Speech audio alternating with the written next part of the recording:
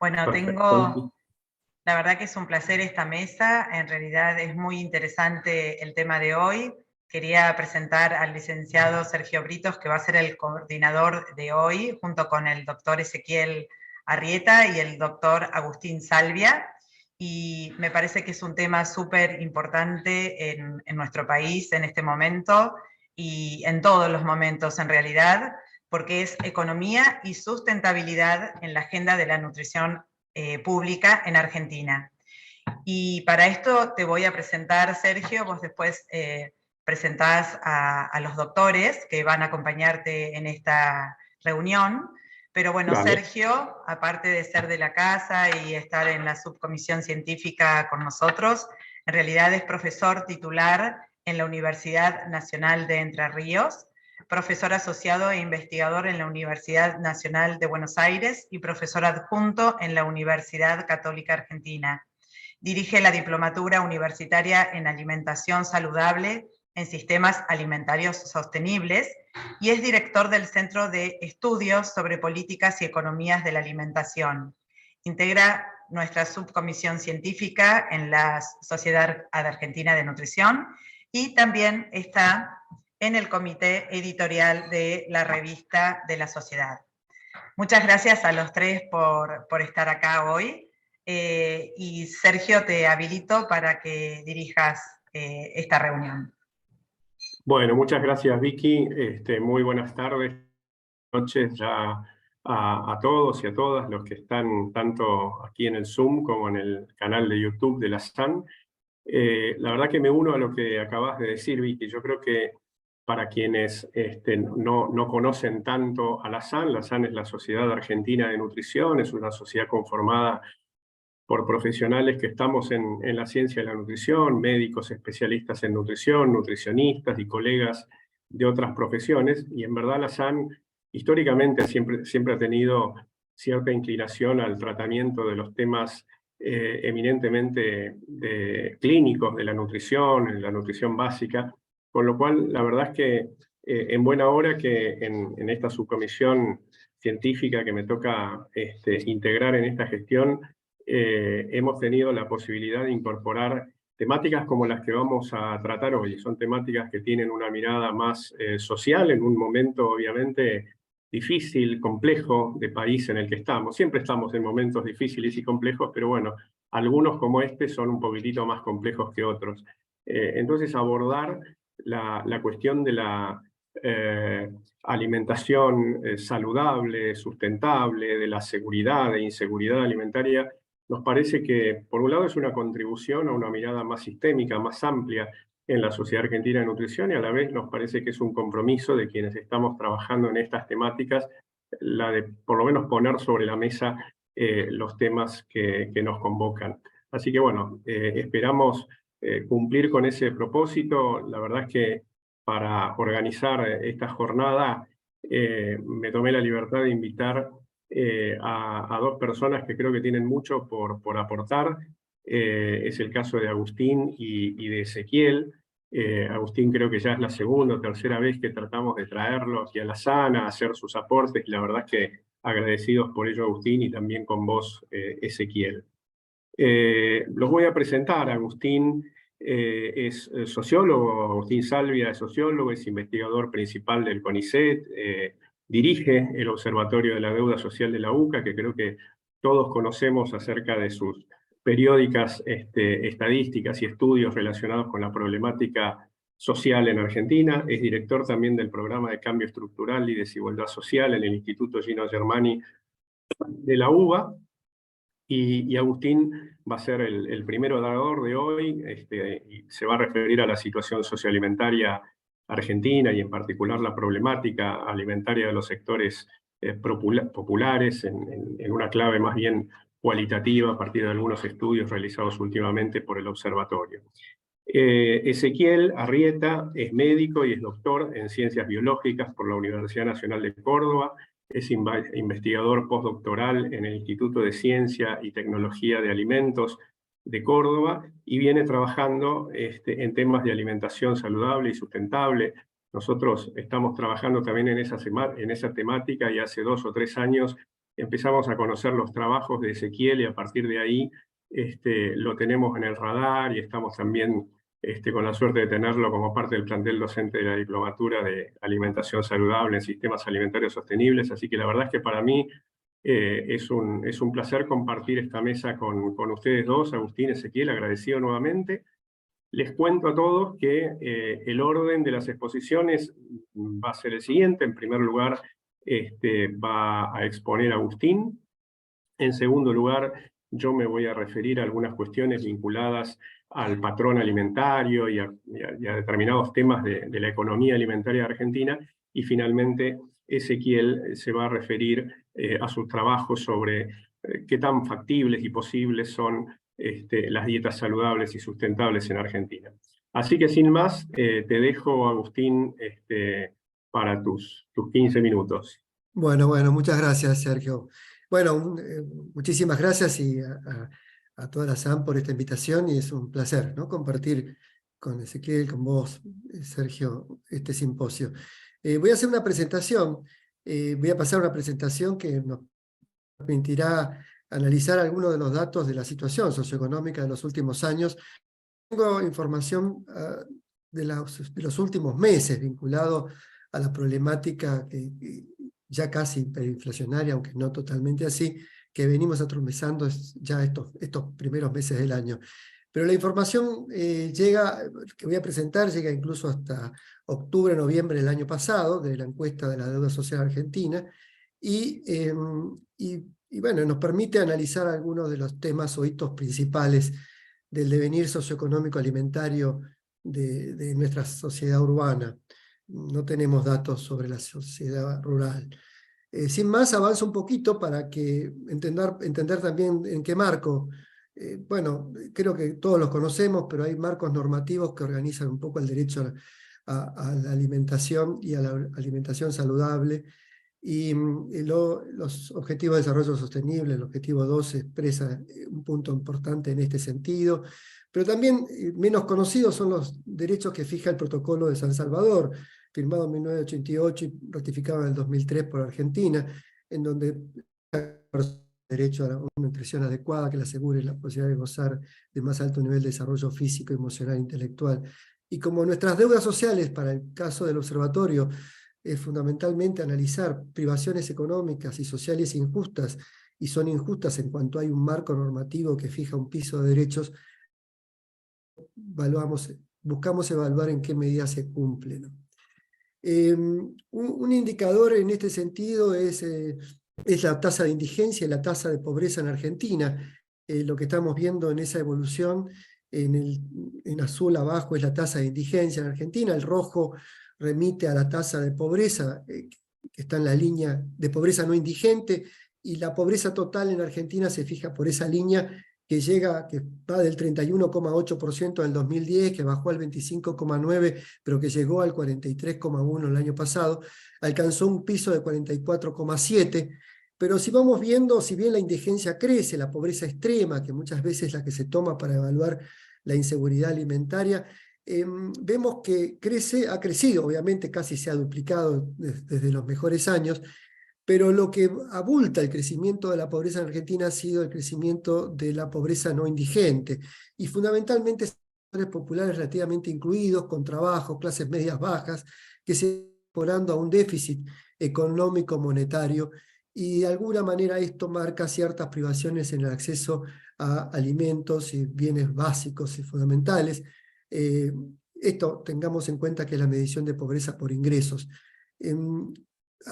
Avanzando sobre las carencias en materia alimentaria, justamente voy a tomar un indicador que nosotros tenemos en la encuesta de la deuda social, que es justamente la seguridad alimentaria, que es una escala que aquí ha sido adaptada a solo dos ítems, la inseguridad alimentaria moderada y la inseguridad alimentaria severa, y la total.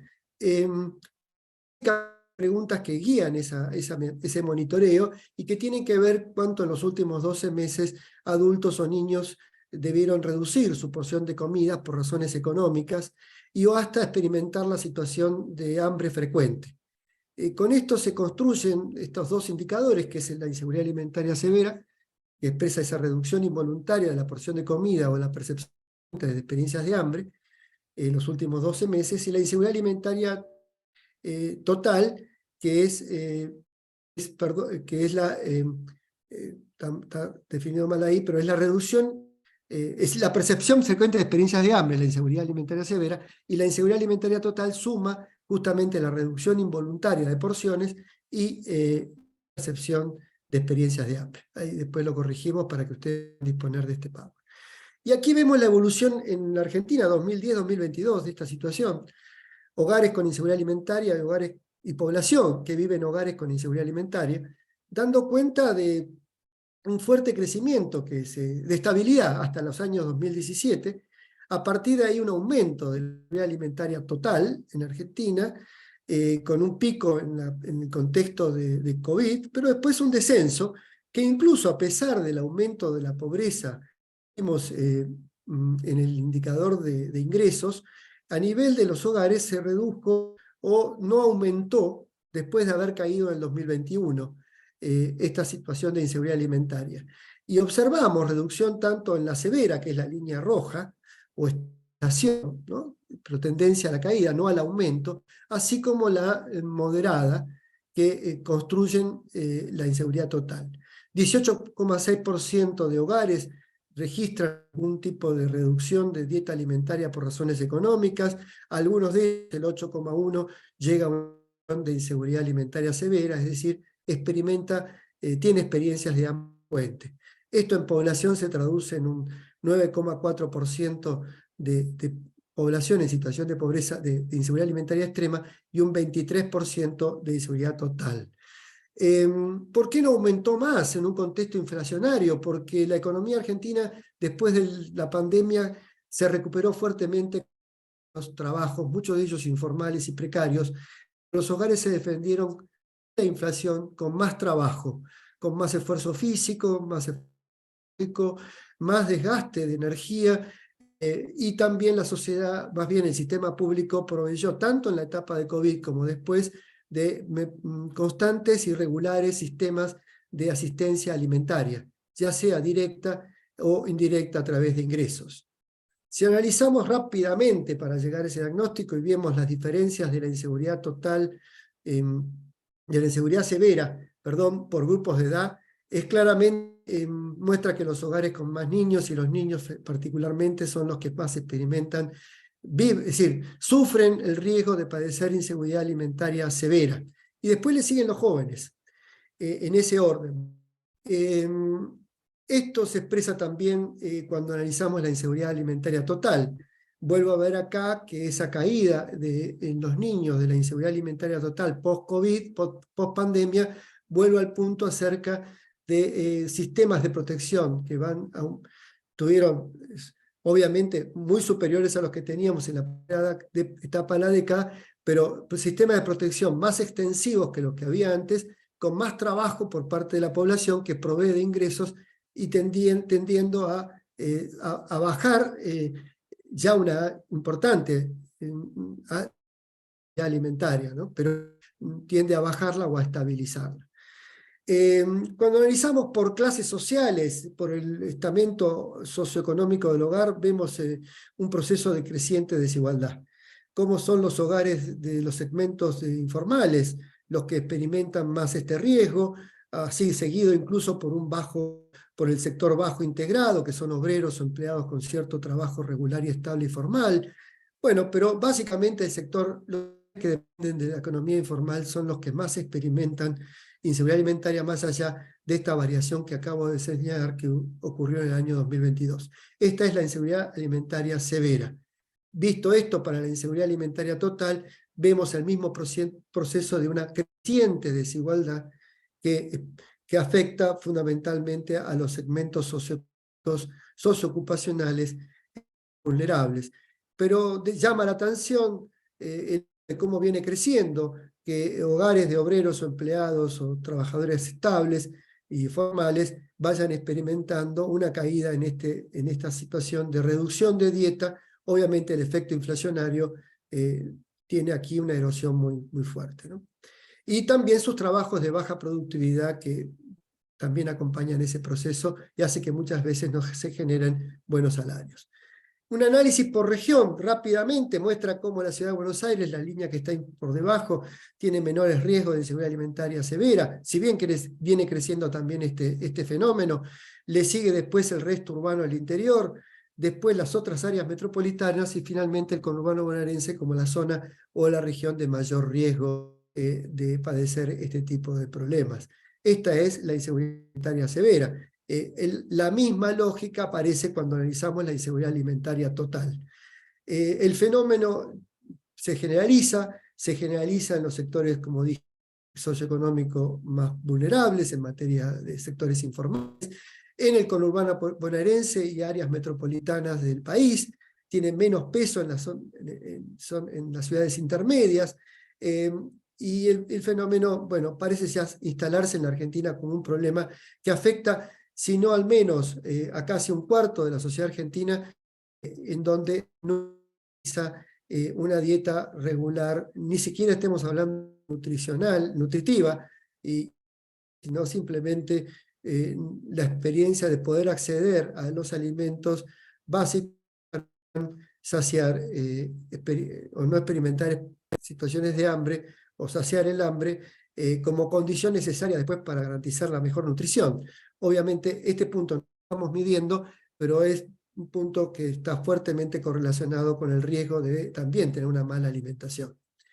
Si analizamos la cobertura de los programas sociales, vemos que en la Argentina, acompañando esta situación, queriendo dar respuesta a esta situación, los programas sociales, ya sea de transferencia de ingresos o asistencia alimentaria, vienen creciendo. Crecieron en la pandemia, después bajaron y volvieron post-pandemia, y alcanzan al 40% de los hogares. En Argentina, 4 de cada 10 hogares recibe hoy una transferencia de ingresos o asistencia alimentaria vía comedores escolares o comedores comunitarios, y esto comprende casi al 52% de la población. Si analizamos, le sacamos a la población, usando la medida de tasa de pobreza extrema por ingresos, le sacáramos los programas sociales, en el 2017 la tasa de indigencia no habría sido del 5,7 sino de 8, y en el año 2020 no habría sido de 9,9 sino de 27,7, y el año pasado ha sido de 8,1 sino de 19,6. Más que se duplicaría la tasa de indigencia, la pobreza extrema, y por lo tanto también la inseguridad alimentaria.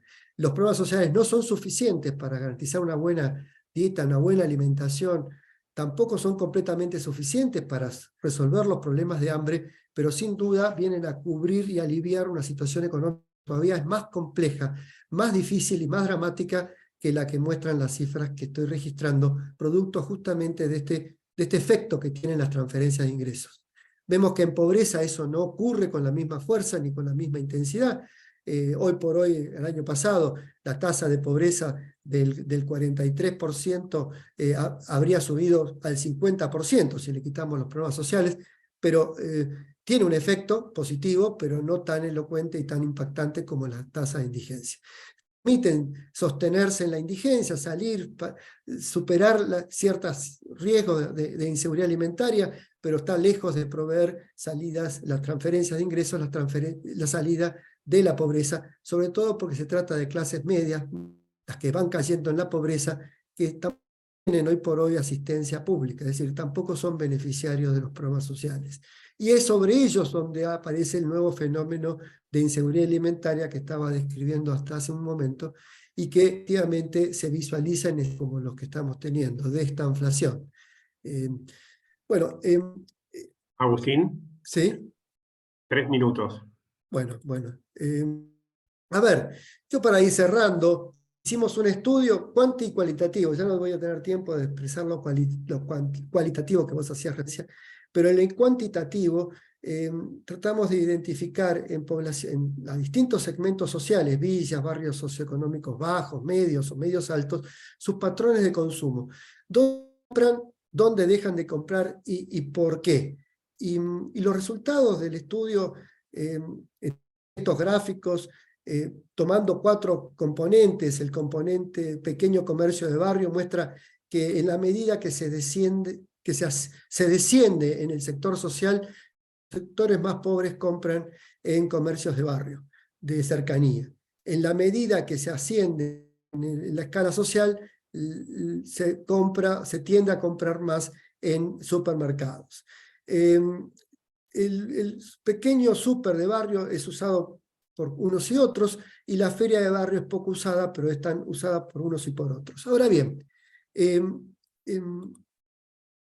a ver, conclusiones de este informe, porque, digo, para llevarnos esta información como elemento central en los 2 minutos que me quedan.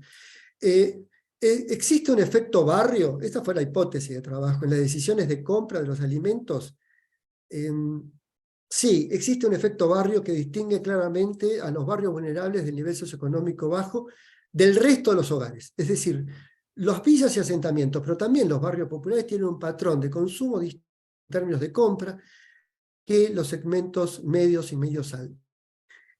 Las familias que residen en villas, asentamientos de compra que supone una mayor probabilidad de compra de sus alimentos en comercios de proximidad y una menor probabilidad en supermercados de alguna cadena. Al interior de la población de los barrios, sin embargo, hay cambios en la medida que si aumentan los ingresos per cápita familiares, se reducen las chances de comprar prioritariamente en el comercio de barrio. Los hogares que no tienen acceso a servicios financieros tienen alimentos en comercios de proximidad. Los hogares que reciben asistencia alimentaria suelen tener chances de comprar prioritariamente en comercios de proximidad de los que no lo reciben. Datos interesantes, porque la pregunta sobre el por qué era tan importante como el saber dónde y cómo. Los motivos fundamentalmente vinculados a esto tienen que ver porque los sectores dicen que son más baratos. No hay evaluación de calidad, mientras que los segmentos altos también señalan que son más baratos comprar en los supermercados. Y hay sí un patrón de selectividad en la calidad. Ahora, ¿por qué son más baratos? Esta era una hipótesis extraña, porque sabemos que en los comercios de proximidad los productos salen más caros.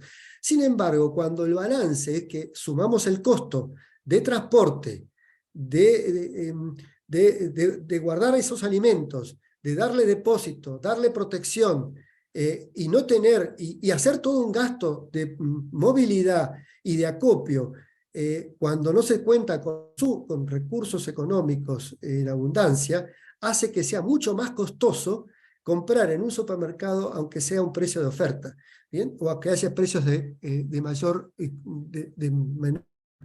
Los hogares que residen en barrios populares, en villas, comprar en esos lugares porque les resulta racional y su lógica de consumo está fuertemente centrada en posibilidades, porque ahí obtienen crédito, ahí obtienen consejos, ahí se pasan la información por chat acerca de dónde y cómo y qué alimento comprar o oportunidad aparece en qué almacén o en qué lugar. Bien, básicamente para ir cerrando es que 1 de cada 3 hogares que compra alimentos en pequeños supermercados de su barrio considera que los precios son más bajos que en otros comercios. Apuntaría a las decisiones de compra son situadas.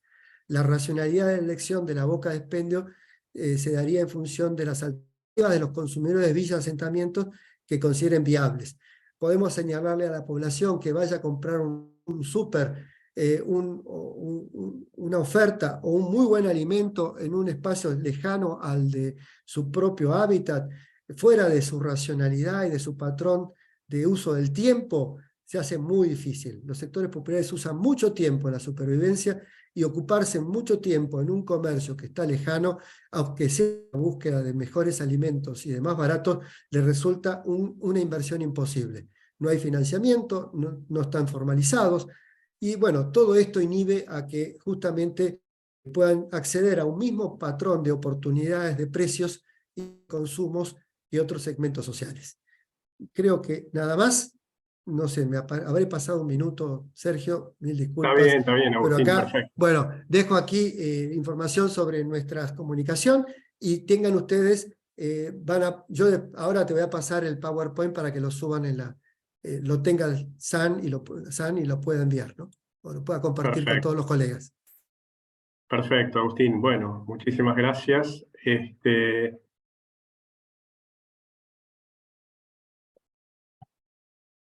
Bien, bueno, de todas maneras, quienes quieran hacer algunas preguntas, desde ya que pueden hacerlo tanto en el chat del Zoom como quienes están en YouTube también tienen esa posibilidad.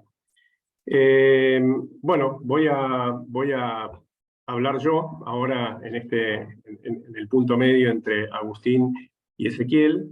Se está viendo bien, ¿no? La presentación. Sí, perfecto, Sergio. Bárbaro, muy bien. Gracias, Vicky. Bueno, en realidad lo que traigo en estos minutos para compartirles es una parte de los análisis e investigaciones que venimos realizando en CEPEA en relación con la problemática de la alimentación poco saludable en la población en general y en los más pobres y en los niños y niñas en particular, y sus determinantes socioculturales y económicos que conducen, por cierto, a patrones francamente pobres en materia de calidad nutricional y diversidad. En ese sentido, yo estructuré mi parte en 3 mini bloques. Primero, contarles por qué nos escuchan hablar siempre acerca del cambio dietario. Y esto, la verdad que tiene relación con 6 o 7 highlights o grandes conclusiones acerca de nuestro patrón justamente alimentario, que venimos estudiándolo bastante junto con Mariana Albornoz del equipo, en al menos 3 estudios realizados en los últimos años, algo de lo cual traemos hoy aquí. En segundo lugar, reflexionar también con ustedes a partir de datos crudos, bueno, qué es lo que está pasando en materia de precios de alimentos y canastas. Estudios que también venimos realizando junto con Mariana y con Cecilia Simonetti, y frente a lo cual tenemos a esta altura, en verdad, una profunda convicción de que ni la educación alimentaria nutricional, ni la reciente implementación del etiquetado frontal de alimentos, ni los cambios en los entornos van a ser suficientes si la política alimentaria y nutricional de la Argentina no aborda de una vez por todas la cuestión del precio de los alimentos como señal y como un incentivo bastante robusto para comer mejor o bien para seguir comiendo mal como hasta ahora. Y lo tercero tiene íntima relación con lo anterior y se resume solo en plantear el tercer punto que traigo acá. Plantear, decía, y reflexionar con ustedes una vez más acerca de la necesidad de considerar una referencia más apropiada en materia de canastas alimentarias.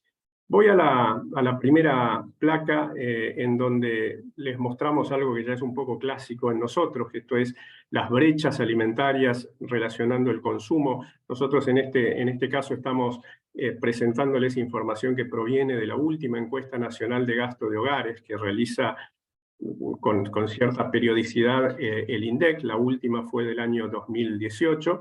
Tomamos esa información para analizar cuáles son las brechas entre los consumos de la población en sus diferentes niveles socioeconómicos y las recomendaciones alimentarias por grupo de alimentos. Y la verdad es que con diferentes metodologías, y no solamente nosotros, sino también otros equipos colegas de investigación, venimos hallando la misma foto en materia de brechas alimentarias. Esto que ustedes están viendo en pantalla, en verdad, un poco más arriba, un poco más abajo, un decimal más, un decimal menos, pero la foto termina siendo siempre la misma. Es decir, hay 4 o 5 clásicos déficits alimentarios en nuestra población y en verdad en forma transversal en toda la población y que tiene que ver con los cereales integrales y legumbres, las hortalizas no feculentas, las frutas, los lácteos y también el grupo de aceite, frutos secos y semillas, fundamentalmente por el lado de los frutos secos más que por el lado del aceite y las semillas. Clásicos déficits alimentarios en nuestra población y por otra parte también los típicos excesos, brechas alimentarias por exceso que encontramos en la mayoría de los estudios. Por un lado, tenemos, como suelo decir yo, una cultura alimentaria muy harinosa que se traduce en excesos muy importantes en materia de harinas, pan, pastas y papas. Excesos también en materia de carnes, fundamentalmente por el lado de carnes rojas y ahora últimamente también carne de pollo. Y por supuesto los excesos que todos conocemos en materia de consumo de alimentos ocasionales, fundamentalmente aquellos fuente de azúcares en la alimentación. En esta placa nos permitimos elaborar una suerte de síntesis de algunos de esos highlights o grandes conclusiones a las que yo hacía referencia anteriormente. Por un lado, en esa nube de palabras, ustedes pueden identificar algo que es muy característico en nuestro patrón alimentario y que es la monotonía de las dietas. Monotonías que, repito una vez más, transversalizan en toda la población. Es decir, esto no es un atributo solamente de los hogares de nivel socioeconómico más bajo, sino de la población en general. Nuestra dieta en general refleja un patrón alimentario ciertamente monótono. Estos 27 productos, alimentos que ustedes ven allí, con diferentes tamaños de tipografía, son los 27 productos más característicos de la dieta de la población argentina. No más de 40 alimentos aproximadamente concentran más del 80% de la energía que consumimos diariamente, y eso habla de una dieta, por cierto, bastante monótona. Y así es que allá arriba a la izquierda tenemos como uno de los highlights que yo mencionaba, a la baja diversidad alimentaria. Una de las características deficitarias y que tenemos que modificar en ese proceso de cambio dietario al que hacemos reiteradamente referencia tiene que ver con mejorar la diversidad de nuestra dieta. Por otra parte, tenemos severos déficits en los consumos de alimentos de origen vegetal, verduras, legumbres, harinas integrales. Como decía antes, un consumo muy alto de carnes rojas y pollos, que es transversal también, una vez más, a toda la población.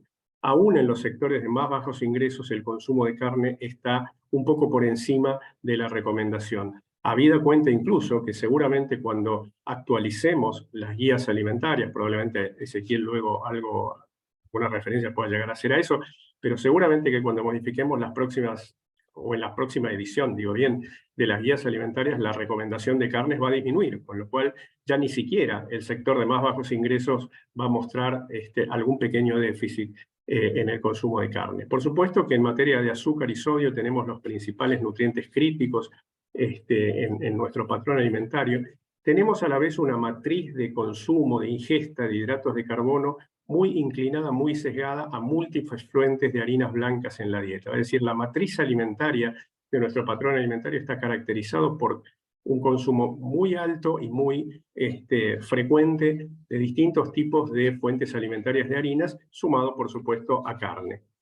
El segmento de alimentos de consumo ocasional o consumo de alimentos ultraprocesados, como muchas veces se los denomina, está altamente concentrado en relativamente pocos alimentos. O sea que no es que la población consume una amplia variedad de alimentos ultraprocesados, sino que hay un pequeño grupo de ellos que son los más destacados en esta categoría, en este grupo de consumo. Las bebidas azucaradas, por supuesto, en primer lugar, las galletitas y los panificados, tanto dulces como salados, las pastas frescas y los yogures son los alimentos que están primeros en la lista cuando uno analiza, ya sea por volumen o por calorías, el patrón alimentario de nuestra dieta.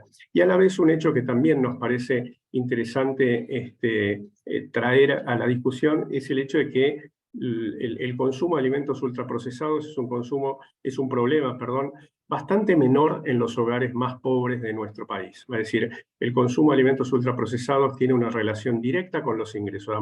A mayor ingreso, a mejor nivel socioeconómico, mayor consumo de alimentos ultraprocesados, no constituyendo un problema de suma gravedad en los sectores más pobres de nuestra población.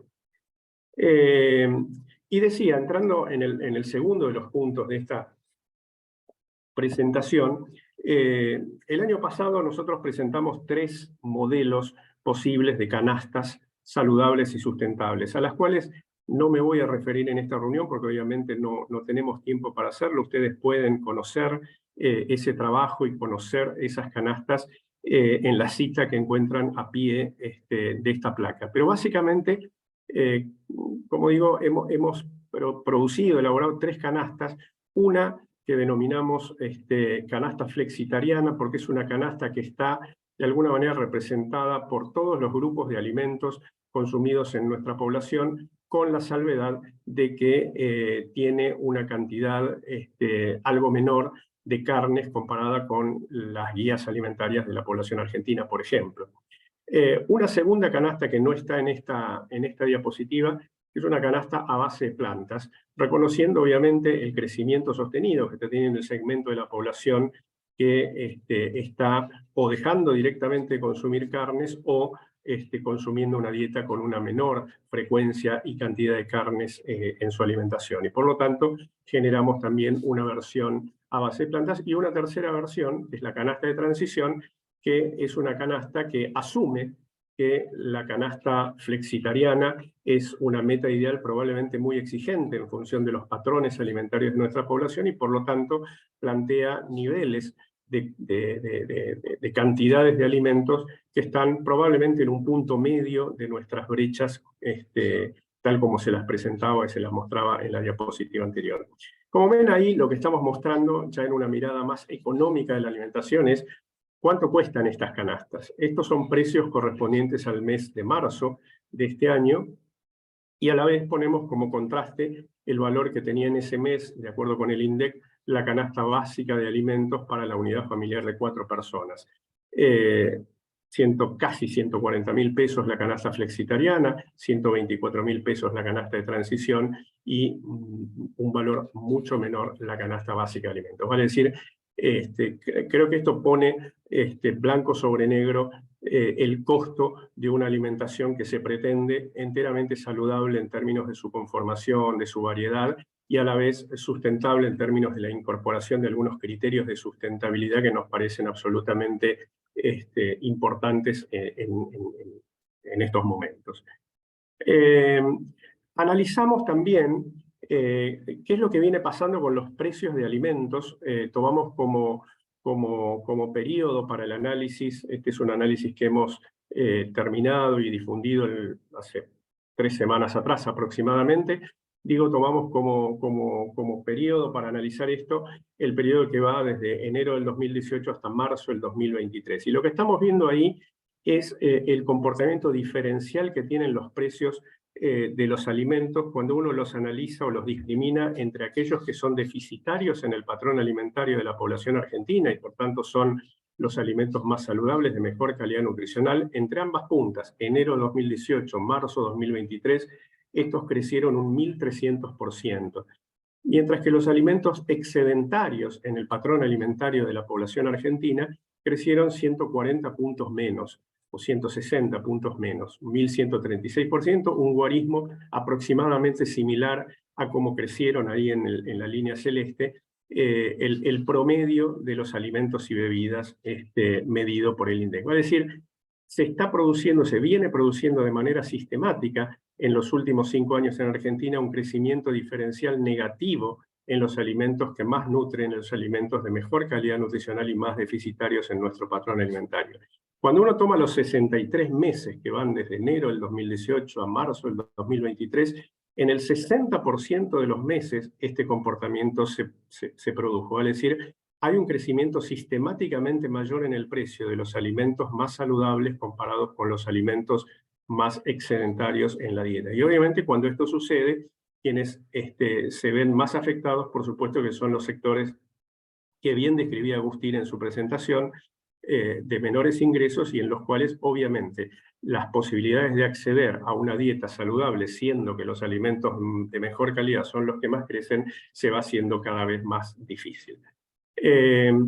No quiero, en honor al tiempo, no quiero abundar demasiado, pero simplemente dejar planteado el tema de la carga impositiva que tienen los alimentos. Este es un trabajo de economistas de la UADE del año 2021 que plantea que aproximadamente el 33% del costo, del precio, perdón, de los alimentos son impuestos. Es decir, de cada 100 pesos que pagamos por comida, 33 son impuestos, siendo que el IVA es el impuesto principal o la carga fundamental en términos impositivos en la canasta de consumo de nuestra población.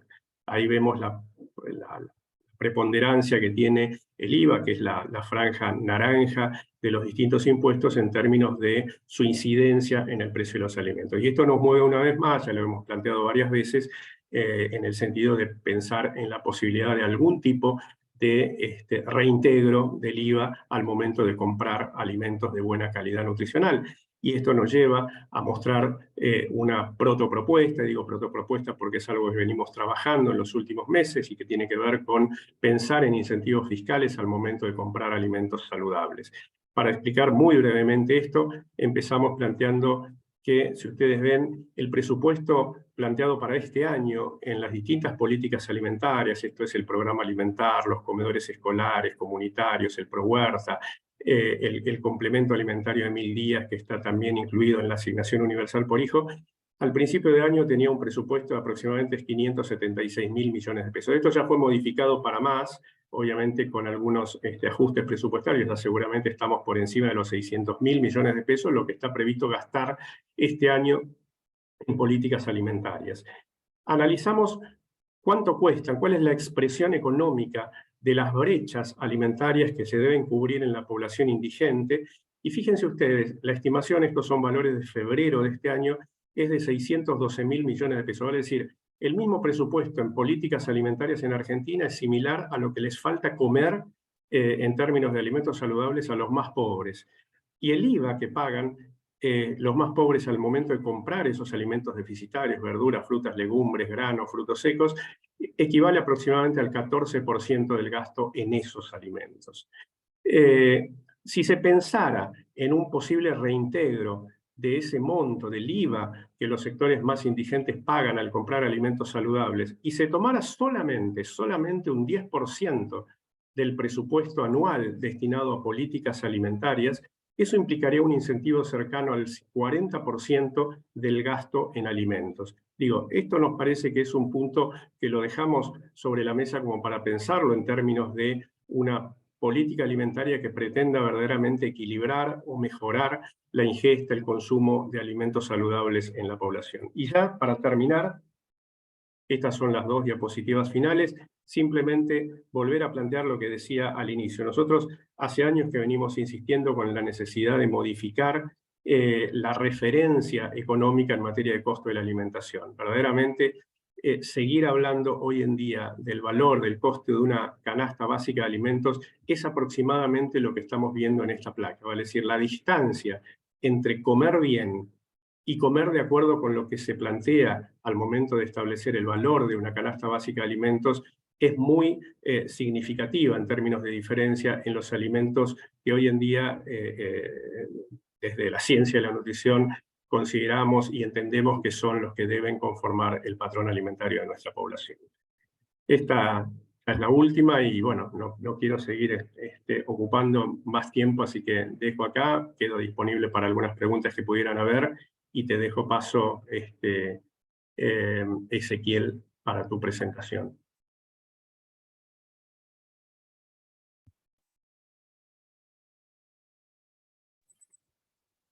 Buenísimo, Sergio, muchas gracias por el pie. Aprovecho para saludar a todas las personas presentes que están acá dentro de la sala, pero también en YouTube. También un saludo grande a Victoria y a Agustín. Muy interesantes las dos charlas que pusieron.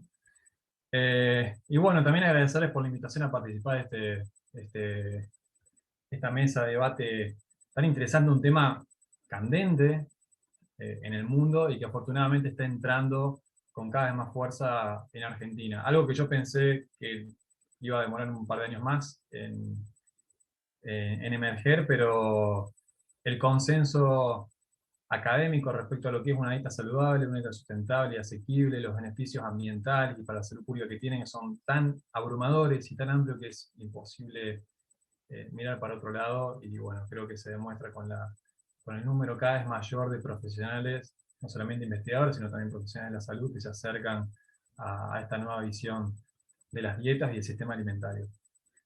Bueno, yo voy a complementar un poquito la conversación de Sergio y de Agustín respecto a dietas.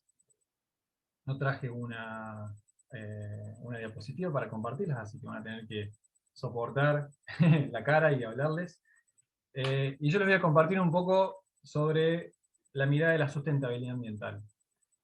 Ambos expositores hablaron muy bien en lo que respecta a materia de asequibilidad, brechas alimentarias y barreras nutricionales, pero este componente de la sustentabilidad es muy debatido porque depende de dónde se lo mire, es el resultado que uno va a tener. Bueno, por empezar, cuando hablamos de sustentabilidad podemos hablar de muchísimas cosas. Podemos hablar de una dimensión económica, o de salud, o ambiental, o incluso hasta cultural. Digamos, sustentabilidad hace referencia a un concepto que implica sostener algo en el tiempo, sin socavar las condiciones de las generaciones futuras. Entonces, de esta manera, cuando hablamos de sustentabilidad ambiental, hablamos de una dimensión en la cual podemos asegurar, en el caso de las dietas, la provisión de alimentos sin socavar los recursos naturales de las generaciones futuras.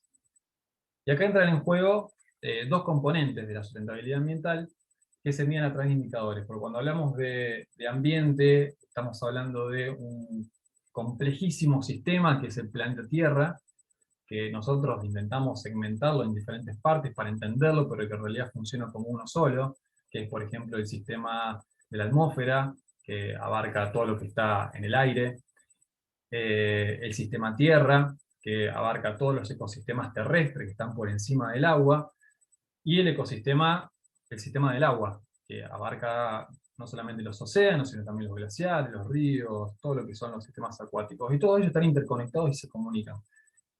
Entonces, el uso de los recursos naturales que hacemos sobre esos sistemas, y también los contaminantes que volcamos a todos esos sistemas, no solamente afectan individualmente a cada uno de esos lugares, sino que además interaccionan entre ellos. Entonces, de alguna manera intentamos desarrollar en el ámbito científico algunos indicadores que nos permitan entender cómo usamos los recursos naturales para producir comida, que va a ser destinada hacia las dietas, pero también cómo emitimos ciertos contaminantes. Yendo a un ejemplo claro, fue muy frecuente en la última década el estudio de la relación entre el consumo de alimentos y la emisión de gases de efecto invernadero, como el dióxido de carbono, el metano o el óxido nitroso. Es decir, qué cantidad de gases y qué tipos de gases se emiten a lo largo de todo el sistema alimentario, desde el momento de la producción hasta la disposición final en los basurales, y cuánto eso contribuye a la dieta. Lo mismo sucede con la cantidad de tierras que destinamos a la producción de alimentos, y dentro de las tierras estamos hablando de tierras fértiles destinadas al cultivo de granos, a la plantación de árboles frutales, a la producción hortícola, como también tierras menos fértiles que generalmente son destinadas a la ganadería. Dentro de ellas pueden ser ganadería vacuna, ganadería caprina, ovina, etc. También entendemos, o queremos entender, qué cantidad de agua dulce se utiliza en el proceso de la producción de alimentos, cuántos fertilizantes, cuánto combustible se utiliza, cuánta cantidad de pesticidas se aplican. De esta manera podemos desarrollar muchísimos indicadores individuales para tomar una foto grande de lo que respecta a la sustentabilidad ambiental de una dieta, de un sistema alimentario, de la producción de comida o del consumo de la misma. Yo durante mi doctorado, en los últimos 5 años, me dediqué a estudiar esta faceta de la dieta argentina, y lo que encontramos tiene un poco el mismo tinte que habló Sergio recién. No son buenas noticias. La dieta argentina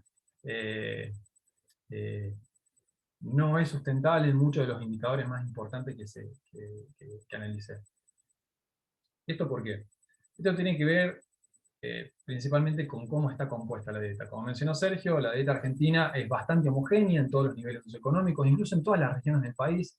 Varía un poco qué tipo de carne se consume, si a lo mejor la verdura es un poco de más calidad o de peor calidad. La marca de la galletita, a lo mejor la galletita es más cara en un contexto socioeconómico alto, pero en un barrio pobre la galletita es menos costosa, pero son los mismos componentes. De esta manera tenemos un panorama bastante homogéneo, una dieta nacional caracterizada por un elevado consumo de carne roja, carne procesada, de alcohol, de bebidas azucaradas, de harinas, papa, ultraprocesados, y muy baja ingesta de fruta, verduras, legumbres, frutos secos, semillas e incluso carne de pescado. Al tener una dieta rica en alimentos de origen animal, tanto carnes como huevos como lácteos, la dieta argentina tiene un impacto ambiental alto en lo que refiere principalmente a dos indicadores de impacto ambiental. Uno de ellos es el indicador de gases de efecto invernadero, porque los animales emiten muchos gases al momento para vivir, por ejemplo el metano erutado por las vacas, pero también tierra. Yo estimé que para abastecer de alimentos a la población nacional estamos utilizando 60 millones de hectáreas aproximadamente.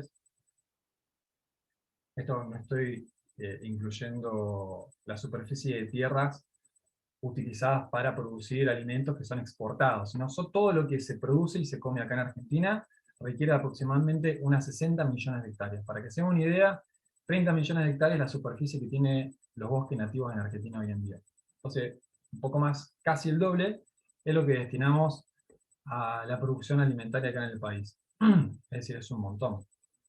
Pero de las cuales menos de 8 millones de hectáreas son destinadas a producir alimentos que necesitan tierras fértiles, o sea, son tierras de cultivo. O sea, que estamos incluyendo no solamente a frutas, verduras, legumbres, sino también a granos, muchos de los cuales, el 60%, son destinados a los animales. Es decir, el 8% de las tierras fértiles aptas para cultivo que utilizamos en Argentina, más de la mitad son destinadas para producir maíz, soja, sorgo, girasol y otros tipos de granos que son destinados principalmente al ganado bovino, para la producción de carne y leche en Argentina. Y menos del 5% de ese total de tierras que usamos es destinado a producir los alimentos que están faltando en Argentina: frutas, verduras y legumbres. Más allá de la gran brecha de precio que hay en el país respecto a los alimentos que deberíamos incorporar más en nuestros platos, lo cierto es que no hay alimentos saludables suficientes en el país. Y esto es muy paradójico porque siempre nos hemos autoproclamado el granero o el supermercado del mundo, y sin embargo no producimos alimentos suficientes para tener una dieta saludable acá en nuestro país. Somos muy buenos produciendo otro tipo de alimentos, pero no tanto los alimentos que estamos demandando en este momento para llevar una alimentación saludable y prevenir el desarrollo de enfermedades crónicas no transmisibles. Ya voy a meterme un poquito más en eso.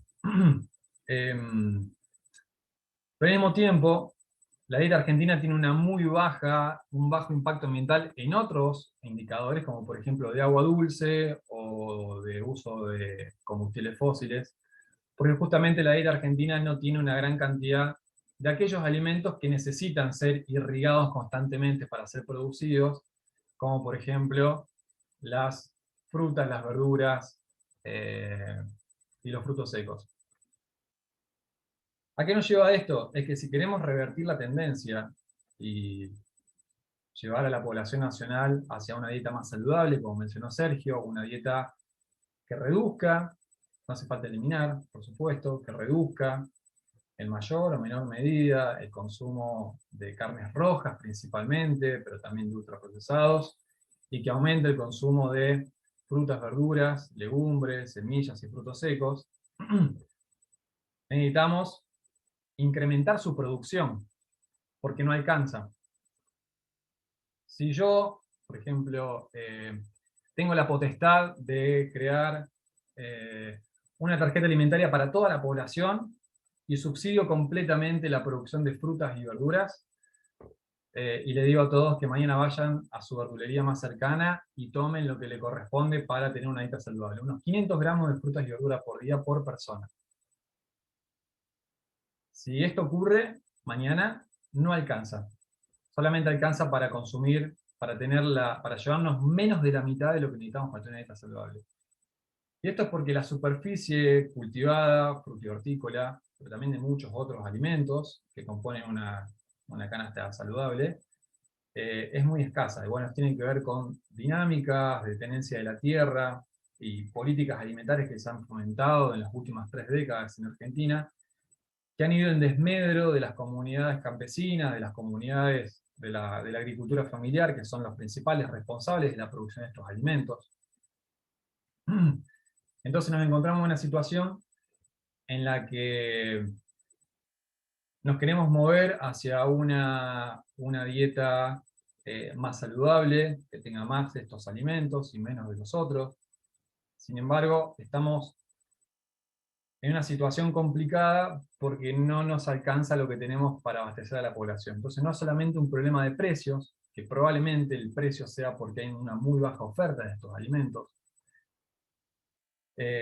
donde nos lleva a la situación en donde quizás una de las soluciones sea incrementar el diálogo entre, por ejemplo, el Ministerio de Salud, con el Ministerio de Agricultura, con el Ministerio de Economía, para ver qué clases de diálogos y de incentivos se otorgan para incrementar la disponibilidad de estos alimentos en el mercado, para generar políticas que permitan mejorar el acceso de las personas a estos alimentos por precio y por disponibilidad en el mercado, pero también para evaluar qué tipo de beneficios se pueden obtener, porque al momento de hablar de políticas subsidiarias de la producción alimentaria o del consumo de alimentos, se piensa siempre en pérdidas, pero si pensamos que el consumo de frutas, incrementar el consumo de frutas y de verduras, por decir solamente un grupo alimentario, nos podría dar muchísimos beneficios en términos de salud pública al reducir la prevalencia de los principales asesinos del país, que son la enfermedad coronaria, el accidente cerebrovascular, incluso algunos tipos de cánceres vinculados a la alimentación, como el cáncer de colon. Entonces diríamos que quizás se pueda producir una ganancia en lo que respecta a materia económica.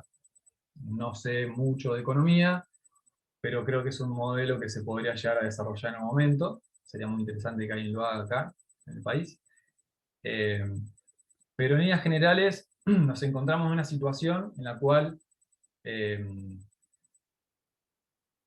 empieza a haber cada vez más consenso sobre qué necesitamos como país para tener una dieta saludable y sustentable, que beneficie no solamente a las personas, sino también a la naturaleza. Pero las condiciones materiales para que eso ocurra aún faltan. Y para que eso suceda, necesitamos hacer un llamado a una conversación interdisciplinaria, multisectorial, que involucre varios sectores del gobierno, así como también el sector privado, para desarrollar políticas transversales y más integrales que permitan solucionar este problema desde un punto de vista del sistema alimentario. Así que bueno, eso es lo que tengo para compartirles. Bueno, perfecto, Agustín. Digo Agustín, Ezequiel, perdón. Bárbaro. Espectacular también con el tiempo, así que te agradecemos. Bueno, estamos en el momento en que si hay preguntas en la sala para algunos, estamos aquí para responderlo antes de cerrar la jornada de hoy. Yo no veo por el momento ni en Zoom ni en YouTube alguna pregunta, pero mientras quizá alguna de las personas que están en la sala, tenemos ahora 33 personas en Zoom y unas 44 en YouTube, mientras alguno quizá pueda hacer alguna pregunta, yo por ahí tengo, por lo menos empiezo yo con alguna para Agustín y para Ezequiel. Yo, Agustín, lo que quisiera preguntarte o que compartieras un poco tu mirada, tu pensamiento. En Argentina en los últimos años se ha producido un engrosamiento, me sale la palabra, de la asignación universal por hijo como el canal para vehiculizar a través de ella diferentes asignaciones que antes tenían sus especificidades. Me refiero concretamente a la tarjeta del plan alimentar, que en su momento era una tarjeta física para comprar alimentos en los comercios, y desde hace más de un año se transformó en una asignación adicional que reciben los beneficiarios de la AUH, con lo cual obviamente el destino de ese dinero, por supuesto que es muy incierto. Y lo mismo sucedió con un programa clásico, histórico de la Argentina, que es el programa materno-infantil, que desde el siglo pasado históricamente distribuyó leche a la población materno-infantil, en los últimos años leche fortificada con nutrientes deficitarios, y desde el año pasado se transforma también en una asignación dineraria que va a la bolsa de la asignación universal por hijo. Entonces mi consulta o mi reflexión es la siguiente. Siendo que hoy en día la mayor parte de la política social está vinculada a transferencias de ingreso, a transferencias monetarias, ¿podremos empezar un momento en el cual la política alimentaria y nutricional concretamente pueda basarse en objetivos de mejoramiento de la calidad nutricional de la dieta? Digo, ¿podremos empezar a pensar verdaderamente en programas con objetivos orientados a una mejor nutrición y con metas que se puedan traducir en una mejoría de la calidad de dieta, atendiendo que, por otra parte, están los recursos que se destinan a la política social, de transferencia de ingresos, de mejoramiento de los ingresos de los hogares? Porque está claro que la asignación universal por hijo, que creo que es un excelente instrumento, más allá de que haya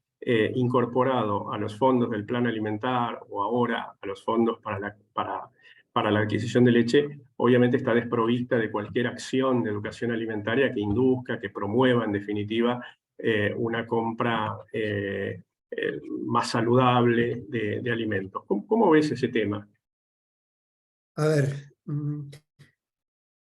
yo creo que hoy por hoy los programas sociales en su conjunto aproximadamente representan 2,5 del PBI. Más de 2.500 millones de dólares. Uno podría decir que es poco, es mucho.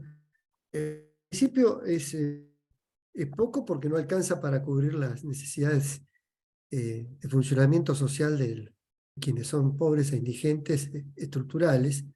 Sin embargo, como mostré hace un momento, alivian. Pero efectivamente empoderan consumidores, es decir, lleva a que sin ningún condicionamiento ese ingreso se ocupe efectivamente de bienes y servicios fungibles, necesarios para el hogar, porque no es que podrá haber suntuarios, pero no es en la mayoría que se orienta ese dinero. El tema que, tal como vos lo has señalado, y más allá de como también lo problematiza Ezequiel, que en el mejor de los escenarios no se accedería a los alimentos saludables y que incluso la tendencia es a que cada vez, porque los precios bajan y la disponibilidad y el acceso hace que se consuman cada vez más alimentos no saludables, la política debería no ser una transferencia de ingresos, sino una política nutricional, que tiene sus vericuetos. No debería ser una pobreza, no la mesa del hambre, ni tampoco llenar la heladera de los argentinos, ni llegar a la pobreza cero, sino cómo hacemos que haya un equilibrio y desarrollo nutricional y una alimentación saludable. ¿Eso qué significa? Vos lo has dicho. En parte lo has mencionado, pero significa efectivamente hacer políticas dirigidas no a generar ingresos, sino a generar consumos saludables. La escuela es un extraordinario lugar donde eso puede canalizarse, así como los comedores sociales y comunitarios, pero implicaría más que duplicar, o al menos duplicar el presupuesto, que debería estar orientado a la asistencia alimentaria o apoyo alimentario en escuelas y comedores, lo cual significa sacárselo a un rubro, o eventualmente aumentar el gasto social. Bien, esas son decisiones de política social o política económica.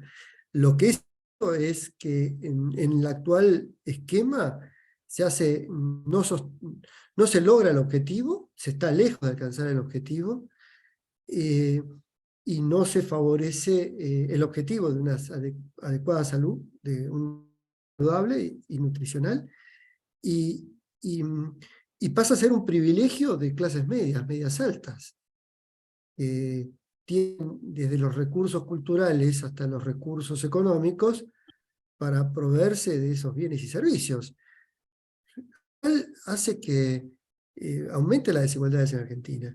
Quiere una revolución en materia de programas sociales, que más que ser programas de asistencia contra la lucha contra la pobreza, deberían ser programas para el desarrollo humano, ¿no?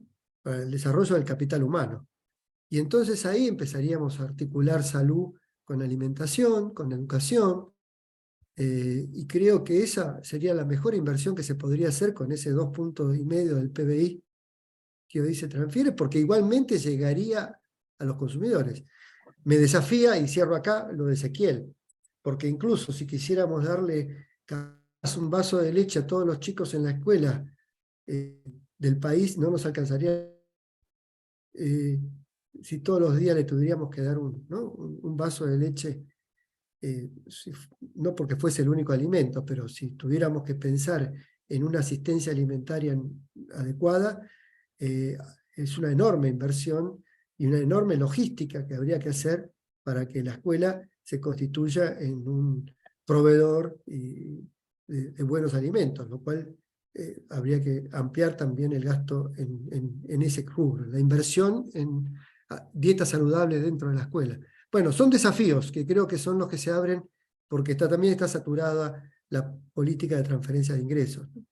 No logra sus efectos ni los que está buscando empoderar consumidores porque siguen siendo pobres, y tampoco provee de un efecto de bienestar saludable. Gracias, Agustín. No sé, Ezequiel, si vos querés, ahí aprovechando que Agustín hizo una mención acerca de cómo mejorar la alimentación en las escuelas, si querés hacer algún comentario. Sí. Bueno, me parece interesantísimo el aporte de Agustín respecto a eso, y estoy muy de acuerdo. Me parece que las escuelas acá cumplen un rol fundamental, como siempre, no solamente en la educación alimentaria, sino también en promover un entorno alimentario donde los chicos puedan desarrollar hábitos que se puedan llevar a la casa. Creo que en este sentido la Ley de Promoción de Alimentación Saludable es positiva en esa dirección, y creo que es muy importante avanzar hacia los conceptos de, por ejemplo, kioscos saludables, en donde se limite la venta o la disponibilidad de ultraprocesados en los colegios donde hay, y se favorezca la ingesta de otros grupos de alimentos, pero además que también estas nuevas políticas alimentarias incluyen esta nueva visión de alimentación saludable, y que funcione para inspirar los menús de los comedores escolares también. Ezequiel, ya que estás, tengo otra pregunta para vos que está acá en el Zoom. Creo que es más para vos. ¿Qué opinión les merece el aspecto sociocultural en la transición hacia modelos alimentarios más saludables y sostenibles, entendiendo que en la construcción de patrones alimentarios, ese factor es clave para su factibilidad, ¿no? Es una pregunta que a mí también me surgía, ¿no? De cuánto podemos hacer, porque evidentemente leyéndote como te leemos y escuchándote, lo que hay por hacer en materia de mejorar la sustentabilidad de nuestro sistema alimentario son muchísimas cosas y que involucran muchas decisiones políticas.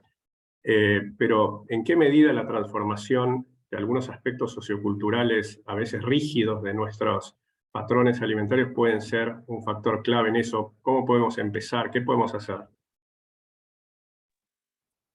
Bueno, me parece que el aspecto sociocultural es el más importante acá, no solamente como promotor o catalizador de la transformación, sino además también como una barrera, debido a la rigidez cultural, como mencionabas vos, sobre todo en países extremadamente aferrados a ciertas tradiciones culinarias. En el caso de Argentina, quizás puede llegar a hacer una barrera el profundo amor por el asado. Que esto no quiere decir que se tengan que prohibir los asados, para nada, jamás podría suceder eso en Argentina. y eso debería contemplarse también. Sin embargo, también estamos entendiendo que las nuevas generaciones son un poco más flexibles respecto a eso.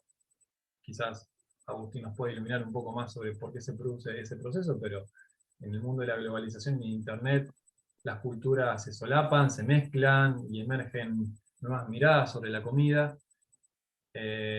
Además también hay muchas casas donde ya no se cocina tanto como antes, entonces también el contacto con la tradición culinaria se va transformando hacia otra cosa.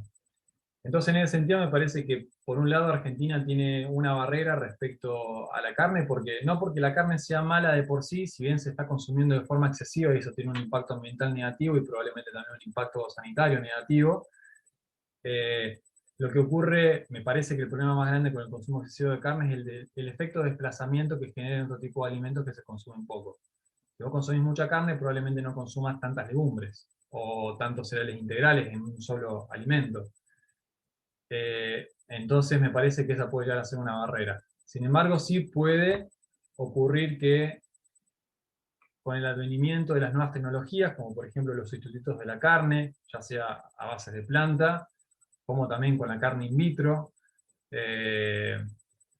puede llegar a generar algún tipo de alimento que para algunas personas sea más preferible que la carne, porque prefieren dejar de comer carne que venga de algún animal, y prefieren consumir otro tipo de carne, y hay un gran debate respecto a qué impactos tendrá sobre la salud y sobre el ambiente, todo eso, pero son cosas que pueden suceder también.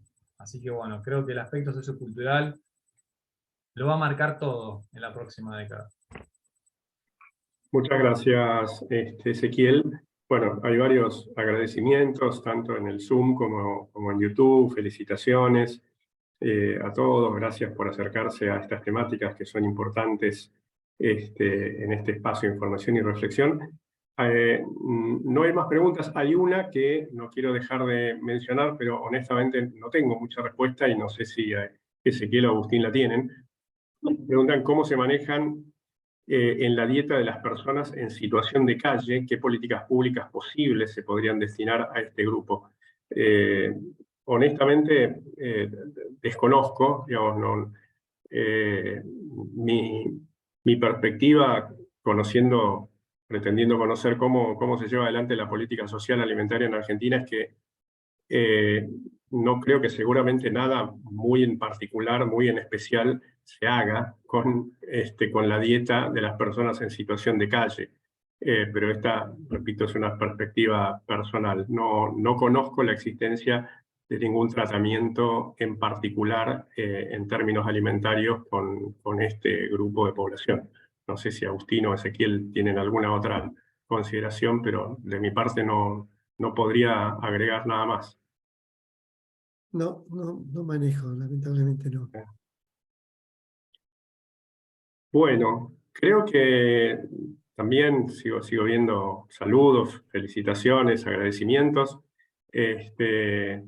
Y bueno, me parece que estamos llegando, Victoria, ya hacia el tiempo que Sí. habíamos estipulado. La verdad que fue bárbaro. El tiempo muy bueno, muy buenas las presentaciones.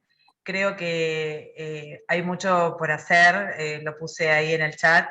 Realmente creo que si hablamos de pobreza extrema, como dijo el doctor Agustín Salvia, en realidad por ahí hay más que actuar con una tarjeta o dando de comer o en la gente de situación de calle. Yo creo que en los sectores que no son tan carenciados, el tema es la educación, que sí podemos llegar al colegio. Y les cuento algo muy, sabiendo que hoy teníamos esta reunión, el sábado en el supermercado había gente que estaba comprando según los precios cuidados y no sé qué, y una de las chicas dijo, quiero comprar ensalada, y las 4 que estaban al lado, su madre, su tía, todos se rieron y dijeron, ¿qué te haces, la fit? Eran todas obesas, todas, absolutamente todas obesas, pero se rieron de esa persona que quería comprar una verdura dentro del supermercado.